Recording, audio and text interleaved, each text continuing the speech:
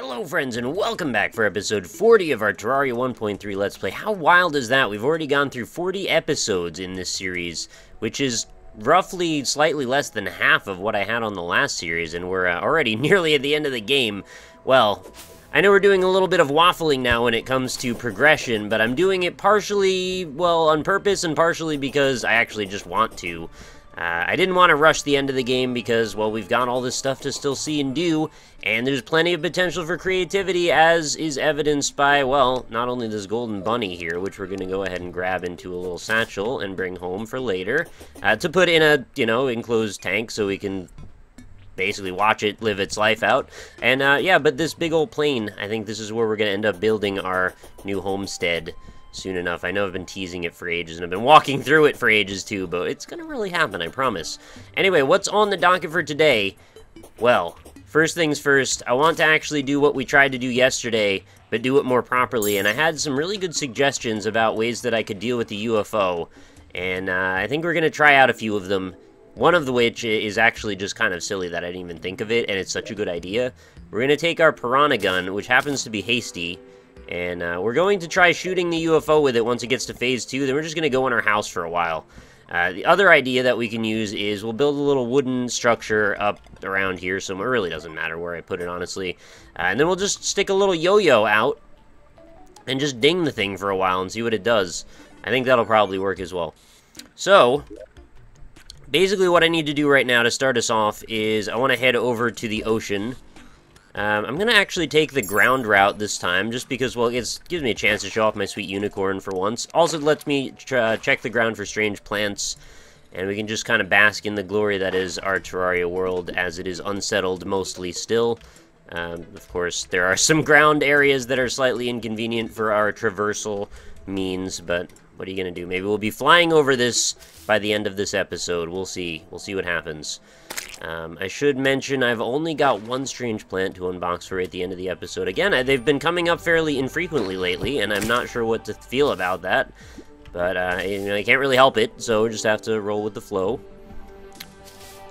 So what's been new? What's going on in the world of me? Well, I finished Axiom Verge last night, in case you're wondering. I've 100%ed it. My goodness, that game had some very cryptic things going on, and I don't want to talk ill about the game, because on the whole, I really did enjoy it, and I still wholeheartedly recommend it to fans of, Metroidvanias or just artistically interesting games in general. The atmosphere in it was bizarre and surreal at times, and very cool. Again, though, I still have a few things that I was a bit critical over. One of them is, why are there like 25 weapons when about 2 or 3 of them are actually worth using? I don't know what the deal is with that. Maybe there's some balancing that needed to be done, or maybe the developer just really got into making guns and wanted to just put them all over the place. I mean, that's fine. I can't be mad about having too many options. It's just, I feel like they maybe could have been utilized better, in my opinion. Another thing was, there were some puzzles that seemed very odd, to the extent that it seemed almost impossible for the average person to figure out how to use them. There's these codes that you get, and this is minor spoilers, nothing too serious, but there's codes that you get, literally cheat codes, that you find out from the game's lore, and the game's lore system actually has its own gated Metroidvania system to it as well, which sounds so weird. But, like, you'll basically find a bunch of codes, or lore rather, that you can't read, and eventually later you can read it, and then you've got to go through all of them to find the ones that have the codes that you can put into the device that lets you put the codes in, and then know where to put the codes in to get the walls to open, to get to the items. It's like, wow, that's very confusing. I'm all about different ways of gating Metroidvania progress, and I appreciate the developer went way outside of the box in that thinking. But I guess maybe it was so far out of the box that it just threw me for a loop, and I haven't still decided, ultimately, if I know if it was the best idea or not. I'm curious to hear what you guys think about it as well, anybody that's played Axiom Verge out there. And it's kind of making me kind of want to just play a ton of Metroidvanias to understand what others do with these sort of conundrums, how they approach these same sort of problems, because every Metroidvania game, the premise is basically there's locks and keys, and throughout the series, or the whole, extent of the game, you're finding more and more and more and more and more, and each one opens up a new option for finding more things, to open up new options to find more things, and eventually, by the end of it, characterization is achieved because your character feels extremely powerful. And that's the whole thing. That's the whole game. And usually there's some sort of story told throughout it, or you might just not even have much of a story to worry about. It's really all about you and about your journey and the exploration that you do on your way there. It might just be about seeing the sights and fighting the bosses and testing your dexterity, or testing your observance, or basically how well you can check through all the tiles in the world. And that's where another one of my minor gripes came up. I found a lot of the areas, it was a very difficult thing to sight read what was in the foreground and what was in the background, which made telling if there was an area that was being filled with something tangible or it was just a background tile that you could walk in front of very difficult. And that matters a lot when you're trying to discover secrets, because you need to know like what the traversable tiles are and what they aren't to know if you're playing by the rules of the game or if you're kind of going completely outside of the bounds of them. And I think in Axiom Verge, it wholeheartedly embraces the concept of going outside of the bounds of everything conceptually that you understand about video games, and I embrace that as well. I just don't know that it necessarily translates perfectly well in execution, if that makes sense. There were some other puzzles that involve this corruption gun that you get, which basically allows you to glitch out things in the game, specifically mostly entities that you interact with, aka enemies, but there were also some like nebulous, not really enemy type things you could touch and deal with. But the puzzles were very, very cryptic in that respect as well. One of them was you have to freeze these enemies with corruption and then walk off the screen, and then because that enemy reacts a certain way, and every enemy reacts differently to the corruption, you'll find out that you can actually bring them with you to the next screen, and then because you did that, it allows you to do another thing, which then solves a puzzle. I know I'm kind of like doing spoilery stuff, but at the same time, it's like you'll never understand what I'm talking about at face value. You're going to need to actually be able to play it for this to mean anything. So right now we're just talking straight up conceptual. And it's really interesting to discuss this for me, because I love games that go outside of the bounds of stuff that I understand about how game design works, and it helps you kind of have a dialogue about whether or not something is like has not been pursued traditionally for a reason, or if it's just that nobody had thought of it yet. And sometimes these ideas have been thought of and just didn't work out. So it's kind of interesting to put those into perspective and then be able to sort of categorize those yourself and see, well, in my opinion, did this work out? Did it not work out? What do you think? And then we get to have a dialogue about it, and that's my favorite stuff about YouTube, really. So how high are we up here? By the way, in case you're wondering what the hell I'm doing, I'm building a tower into the sky with the hopes of finding more drones, the probes that show up. I'm told that the best way to go, if you're trying to attract a probe, is you want to go up into the space area, and then hang out a little while at the furthest corners of the world, preferably, you know, around the ocean, because apparently alien probes love the ocean. I thought they loved New Mexico, but the ocean is also a valid response, I suppose. How close are we? We're very close to space. I did not bring enough wood with me, unfortunately, but we can kind of hang out up here for a bit. I don't really have to do much aside from just see the thing and then run away from it. It's got to see me for a second, too. And its little light blinker thing will turn red, and then, well, you saw it last time. It'll fly away and go activate the UFO squadron to come after me, at which point I will teleport home, and we will do our best to fend off the ensuing invasion. I wanted to say, too, I adjusted the volume just a little bit. I know somebody on the last episode had mentioned it was maybe a bit too loud. I had found a good balance, I think, for prior episodes, but now that we're getting into... Did I just go over the thing? Oh, there it is. I went way over it.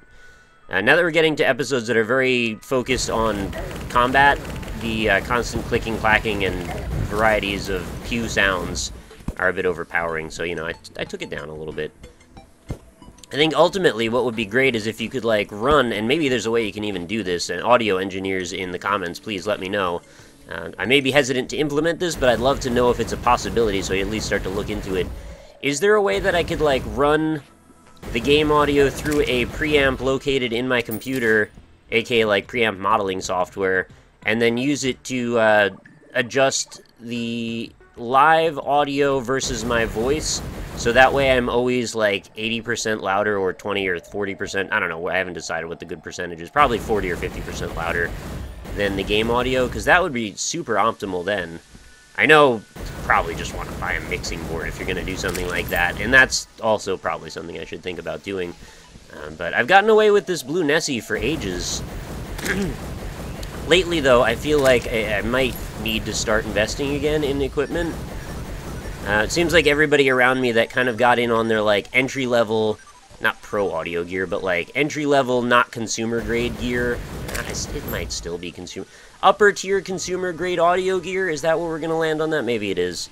Everybody I know that got into on that verge, or that level, that tier, that strata, seems to mostly have now opted toward, like, entry-level pro audio gear, which I'm still not quite on. I have some experience with audio stuff, but it's a little bit daunting, because if I screw it up, well, the consequences are rather dire. It means I potentially don't have a good way to record for a while, until I either revert back to the way things were, which could be very time-costly, or, you know, potentially find a new way to do things entirely. And that's, like, my ultimate fear. I hate when that happens, when everything's going fine, and then I make a change. It's supposed to be for the better. I mean, they almost always are. And I end up putting myself in a position where, like, nothing has gone right, and now all the stuff I used to have is broken, the codecs don't work, or the drivers are weird, things are now incompatible, and now I can't even go back to what I had. So I think a little bit of that hesitancy comes through when I think about how reticent I want to be about upgrading to new gear. And I think this is a good time to do it, honestly. There's, you know, plenty of good stuff I could get, and I know tons of people that could give me advice on what good gear might be. I'm not even super worried about the cost associated, because now that I know what my taxes are going to look like each year, I need to actually buy some more things for the business for tax deductions. Otherwise, I'm honestly just giving money away. I could be having, you know, better audio quality, and it wouldn't really cost me anything in a way. So why not embrace that, right? I don't see any probes here. Should I have taken a battle potion with me? Am I big silly for not bringing one of those? I need to make a bunch, too. I need to look into doing potion farming and getting together all the stuff I need for that. My backup plan for if this didn't work out, and I always try to have a backup plan, it doesn't always happen properly, but I try to, is we could always do another eclipse, and since we're over where we are, I can actually also head a little bit over back to the left. And if I run into it, we could try and see if maybe we could get a couple of the rainbow slimes to spawn, because right now we're in exactly the right situation. We've got rain, we're near Hallow. I want to put that hypothesis to the test of how exactly that's going to work. So let's go do that. Let's walk a little bit over to the left. I like to give things about, you know, 5 to 10 minutes to happen. I don't really expect that to necessarily always work, but sometimes it does, sometimes it doesn't. I just don't want to belabor you with, you know, non-gameplay for too long. And since a lot of this game is RNG, it's like, it's a balancing act. Very frequently I do have a plan, and that's why I have a backup plan, is, you know, I want to have things happen randomly live on camera, but then I can't be too upset when they don't, because it's random. Speaking of random, I've been thinking over my opinions on the Binding of Isaac and things. I was thinking about my origins of, we want to stay here, right? And then they enter off-screen from the left, I think is the way this works. We'll see in a minute. So it's a game that I spend a ton of time with, The Binding of Isaac. I've followed it since it originally came out on Steam. And it's been a game that I've definitely enjoyed. And in fact, there's no, like, but I don't like it kind of ending to this statement. I'm prefacing it because, well, it's a game that's become hugely influential, and it's a game that I've never really done much with to a large degree on my YouTube channel. I'm, like, part of the Binding of Isaac community to a larger degree, I guess, but I don't really feel like I've embraced it to the fullest degree either. And I'm looking toward the possibility of, well, almost definitely doing a series on it, of me doing, you know, the Let's Play style commentary over Afterbirth when it comes out. But it's been a bit of a journey to get me there, because although I've always enjoyed the game, I've never felt like I've been necessarily, you know, right intermingled with the strategy and elements of it. When it first came out, actually, I don't want to say wrote it off, but I didn't give it nearly as much credit as I think it deserved. I kind of didn't see that the vanilla version of Isaac, and I mean even pre the Halloween patch and, you know, Wrath of the Lamb and all that, I got it, like, I understood the concept, but I felt like it was not fully fleshed out enough to give the amount of credence that I felt like everyone else was yet. But I think they saw the potential even better than I could, is maybe the reality of the situation. Am I doing this backward? Do I want to be in the Crimson and watching them come in from Hollowed? No, I'm pretty sure I've been in Hollowed and they come in from other biomes. I don't know. I haven't seen any yet. Maybe they have to be in daylight, too, because, I don't know, I've never seen a rainbow slime at night, as far as I can remember. But anyway, at the very beginning of it all, I looked at Isaac as a fun diversion. It seemed like a game that, you know, was cool. It was trying to be a little shocking, a little provocative. You know, they had the whole Christianity angle, they had the whole blood and violence, and like babies and torturing babies and stuff. And it's like, you know, it seems a little bit hyperbolic in a way, but at the same time, I also appreciated the art style. I've always been a fan of Edmund McMillen. I think he's a great guy. I think he's made some fantastic games, and I think chiefly among them, you know, him and Florian, I should say, creating The Binding of Isaac, a huge thing.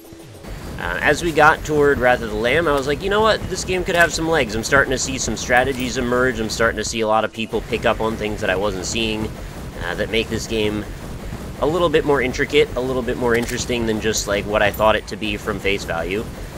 And then as we approached the entrance to Rebirth, I was like, you know what, I get it. This game is actually freaking crazy deep, and I'm so far away from getting what I'm not getting that I can't even see it. And now I'm starting to see it, and now I'm starting to go, hey, wait a minute, I could probably play this pretty much every day, and have, by the way, after quite a while of this. And by the way, we also did get an item I needed, the Brisk Fast Clock, so that was another great find.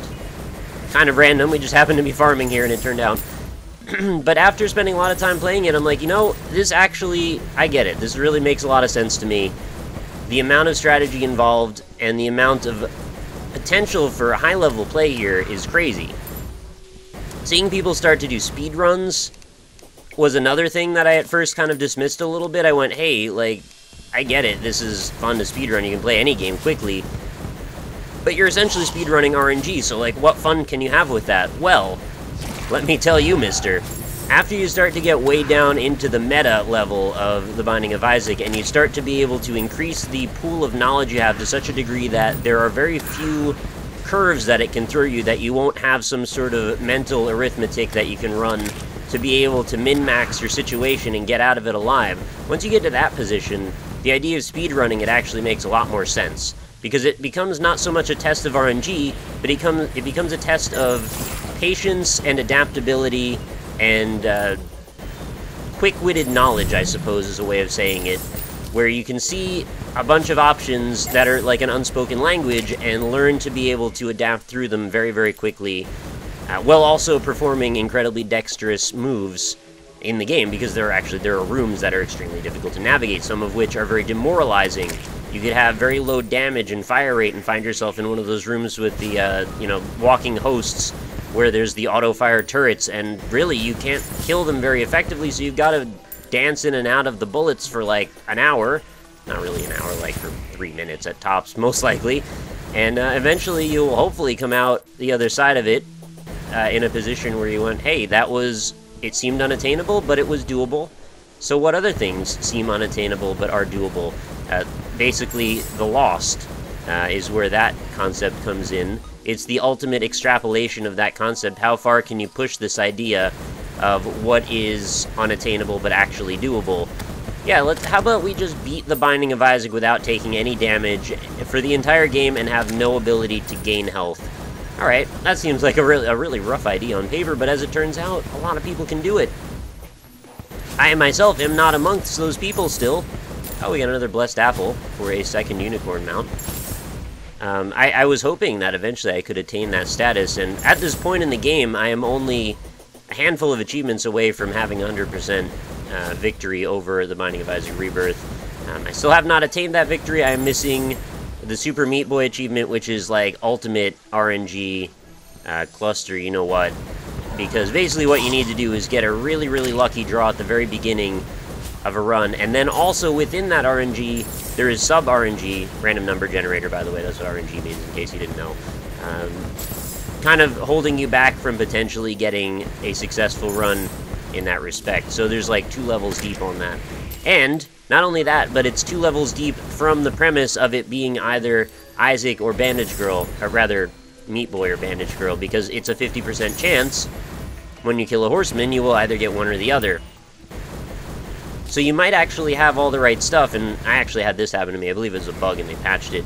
But you can get, like, 3 of the 4 pieces you need, and then have it revert to the other of the 2 alignments. So you might have had 3 pieces of Meat Boy, and then you get a Bandage Girl item at the end. Again, bug, this is not a thing anymore, but it happened to me. And then it just starts you back at scratch from segment 1 again, which is very frustrating. Anyway, all that stuff aside, I've complained ad nauseum about some of the things that I think are wrong with Rebirth, but the amount of things that are right with Rebirth are actually quite staggering. And I kind of look at, and forgive me if this is maybe a little bit dismissive, but I kind of look at Vanilla Isaac as like the beta test of this concept, and Rebirth as the actual proper implementation of it, where ultimately mostly all of the things that I wanted to see happen in it were realized. I mean, yeah, there could be more synergies between items, that would be fantastic. There's a lot of things that I think were fairly obvious to have been done that weren't, but again, there is like a limit to human power to get things done that you have to kind of accept a little bit. And I wish there were more transformations, and I think both of those issues are going to be addressed, or issues in my mind, not actually issues. But I think both of those things are going to be addressed in the expansion pack for Rebirth. Afterbirth, of course, is the name.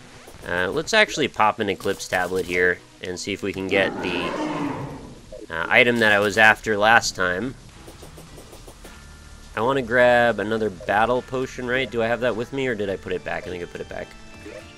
And we're going to go stand by the blue candle and wish me luck that I don't get insta-killed here. Oh, did I use both of the battle potions? I may have. I'm going to feel really embarrassed if it's just sitting here and I'm not seeing it.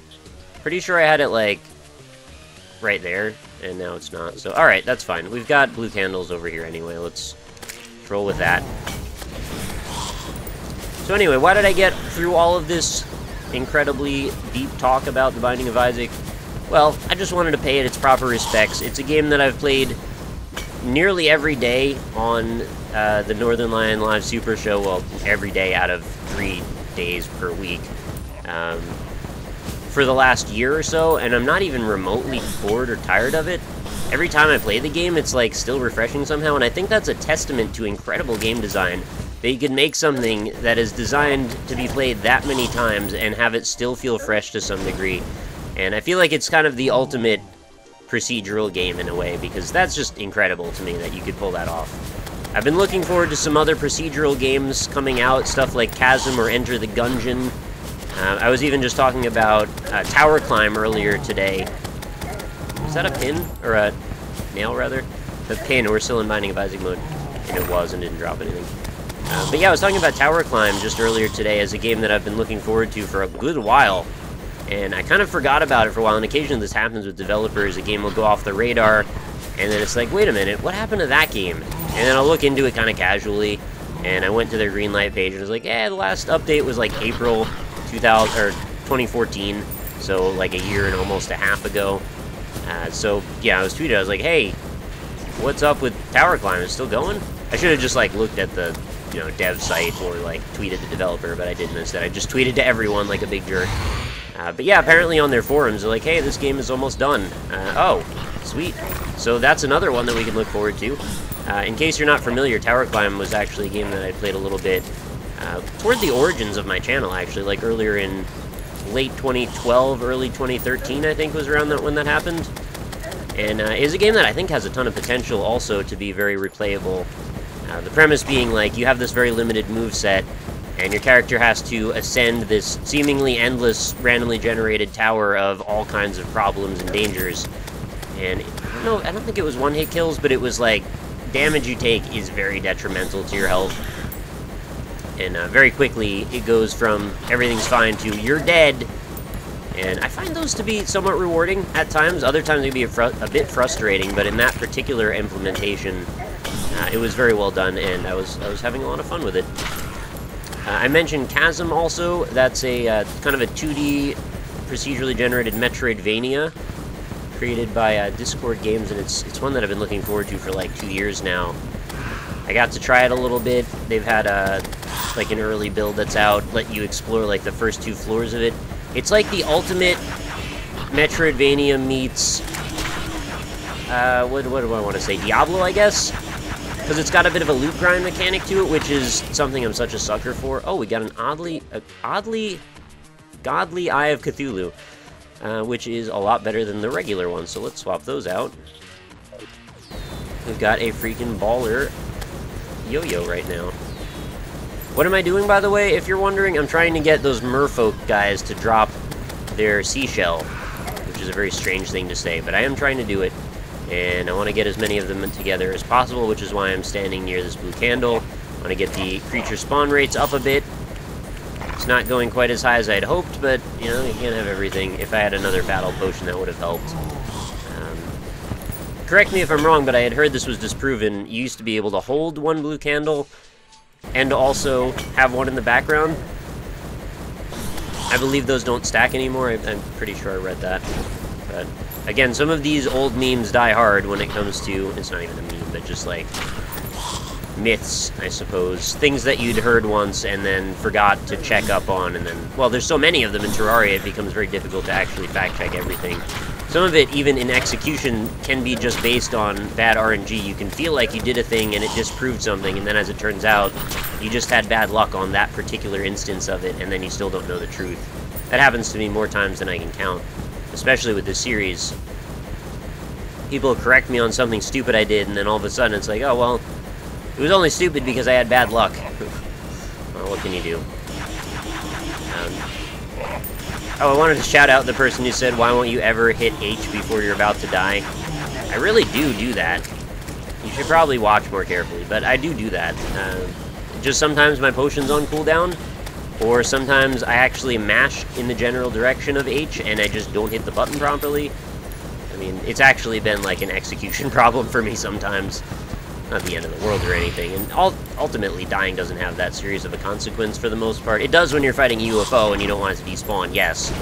And I'm not playing a hardcore world either, so it's like I don't have to worry about my world getting wiped or anything. I don't know how people who do the game like that have the patience to do that. The idea of me playing this in hardcore, like, imagine if I could just switch it over right now. And, oh, let's just fight a pirate invasion, and then all of a sudden, like, 3 pirates line up with cannonballs at the same time, and I go from full health to dead in the blink of an eye. And bam, all of my, I don't know, 35, 40 hours of work, potentially, whatever it took to get to the point that we got to, instantly erased as if it had never happened. Does it erase the character too, or is it just the world? Because then potentially you could still have the stuff that you had on you. But, yeah, I mean, that would be... still not the best. Even if I got to keep all the gear that I have on me right now, the amount of stuff I've got in treasure chests and the amount of, like, gold and stuff I've collected, well, it makes the whole premise a bit ridiculous. So, you know, props to anybody who has the patience to play on hardcore. That's never going to be me. You can go ahead and file that one up right now. There will not ever be a Rockleesmile plays through Terraria on hardcore mode Let's Play. I could see potentially playing it casually on a stream once, as sort of like a fun diversion, like, oh, look at me, look how silly this was that I died and lost my whole world. And then, you know, we can all write rip and chat, and then that'll be the end of that. And then, you know, you can't get too attached to it is the thing, but I've fully sunk in and committed myself to this world right now, so losing it would just be detrimental to my mental health, I'd say. We should probably go back and heal. I have not gotten the gem, correct? Or the... the stone I'm after? No, I have not. I want to avoid a repeat of yesterday's episode where I had the thing I was trying to farm for a while and didn't notice. That's just silly when that happens, and that's happened to me several times as well, I guess. I don't know, really, like, there's no way around it other than just I need to be paying more attention, and I guess I can achieve that when I'm not babbling over all the content constantly. How close are we to the end of this eclipse? It looks like we're like 3/4 through. Man, these Mothrons are spawning constantly, though. Do the sea creature people, the merfolk, do they spawn more when you're near water, I wonder? I wonder if there's like a biome thing to do with that. So I'm not getting a ton of them. I mean, they're around, don't get me wrong, but I'm not getting a ton of them, and I would like to maximize my chances here in whatever ways that I can reasonably. So let's go walk, just as an experiment, we'll walk over this watery zone over here. We might lose a bit of spawn rate based on Well, we're not near the blue candle as much, but we are near some water. Wow, what did I just get 6 gold from? Here, we'll just kind of walk back and forth between these two. Maybe they'll walk out of here. We're getting slime creature. We don't want slime creatures much. Maybe if I do an eclipse and then stand by the ocean? Would that be reasonable to do?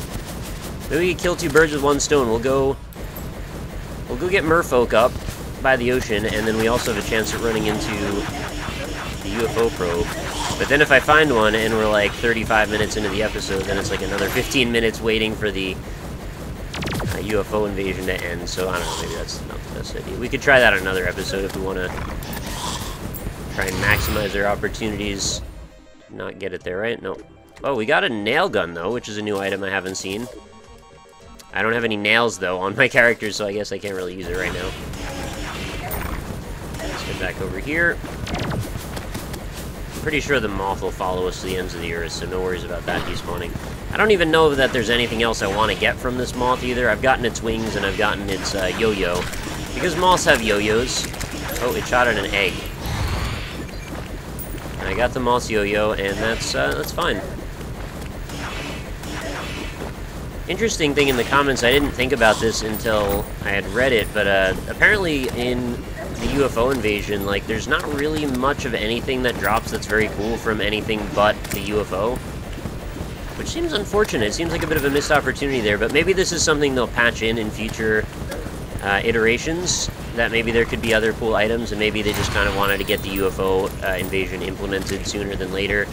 I'm pretty close to death here. I should probably head back towards the house. I just want to kill all the mermen while they're on screen. Just in case. Yeah, no luck. Alright, let's get out before one of those lasers freaking gives me... Oh my god, it's shooting so far! We should not have range that good, man. It's just excessive.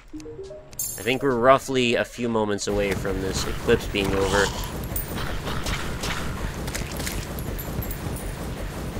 But yeah, anyway, I went on such a freaking long rant about Isaac, and the ultimate culmination of it was for me to say, like, I really appreciate Isaac as a game, and I'm looking forward to playing it on a near-daily basis. I can only commit so much mental energy to a game at a time. I think this is what my downfall had been in the past. I kind of just have to pick one thing and stick with it for a bit.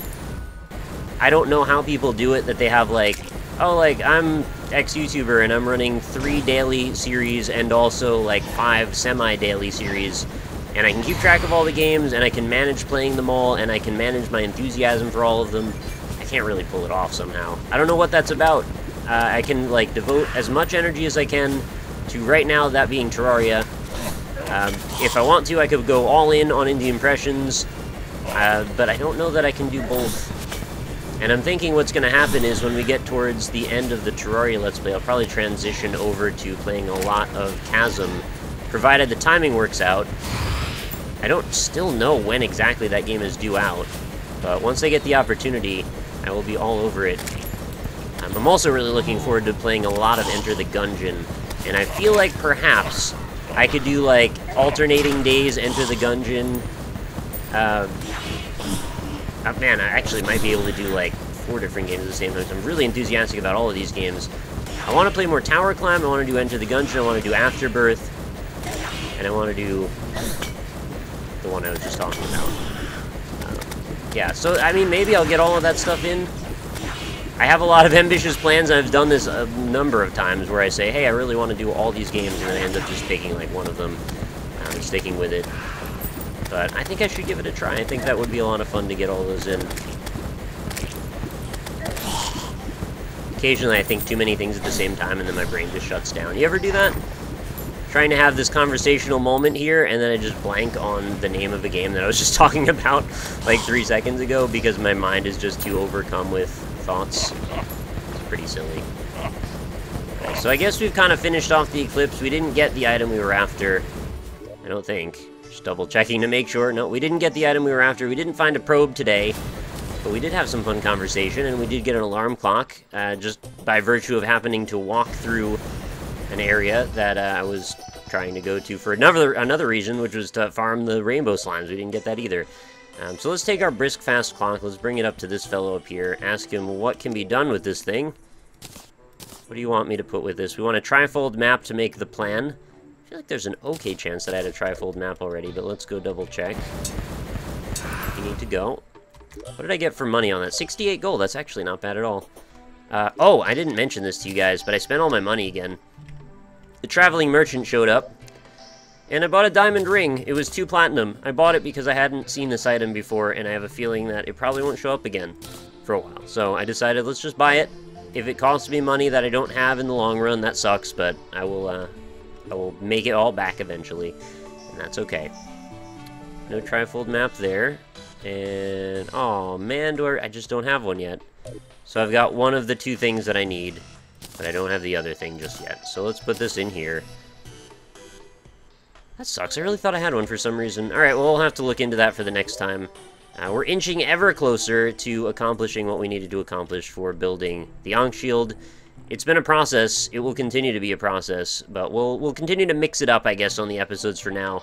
We'll look for the probe. If that fails, we'll do another eclipse. If that fails, we'll go and build a part of a house or something, and, you know, we'll do that kind of thing for a bit. Ultimately, long-term prospects like this all feel very gratifying at the end of the day, when they all work out around the same time, and then you feel like you put in this time investment, and you get glowing mushroom dye, which I've already got a lot of. I think, if anything, I might have, like, the most glowing mushroom dye of any dye. How much do I have here? I have 9 left over, and all of my stuff is coated in it, so yeah, I have, like, a ton of glowing mushroom dye. Anybody want to buy some glowing mushroom dye? You should really be able to sell this stuff for a ton of money, considering it's a random chance to get.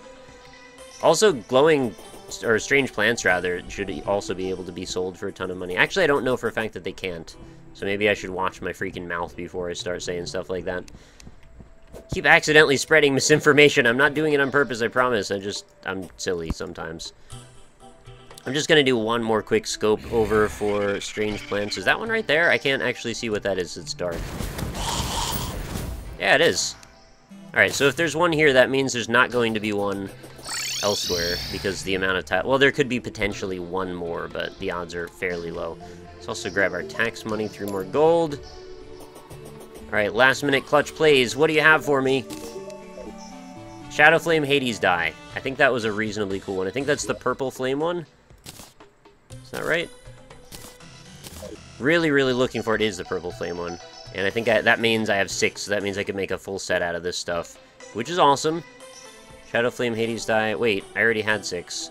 Never mind. Now I've got more than enough. I'm really looking forward to getting to the lunar stuff, because there's going to be some fantastic dyes that will come out of that whole event. Many of which I need to, like, beat the final boss to get, I think, but, you know, I'm looking forward to it. It's going to be a lot of fun. Thank you also for all of the information about why my coins move around in the chest. I think what I'll do to try and stem that frustration is I'll try moving the coins over here. It's less intuitive because my eye doesn't naturally go to the left side of the thing as much as it goes to the right, but maybe if it's here, they will default to more proper positions that are helpful to me. I don't know. Trying it out anyway. Why do I still have this molten ham axe here? That's an axe, right? Yeah, that's an axe. There's no reason for this anymore, so we'll put that away. These should take care of all the rest of the stuff. And actually, this axe is an axe too. So, what am I getting out of this even? Oh, because it can mine lizard blocks. This can't. Got it. Alright, that's why I'm keeping that. Anyway, that's going to do it for today's episode. Apparently, I took my dye off of my character and then put it back in the dye cabinet. Hey, why are there zombies in my house? Get out! You're trying to eat my neighbors? That's rude. Alright, thanks everybody for watching as always. I really appreciate having you here. Please do continue to comment and leave suggestions and such. I read every one of them still. Even if I don't necessarily respond to all of them on every episode, they're all treasured to me, and I appreciate it very much. So thank you for watching. I will see you on the next one. Have a great night, everybody.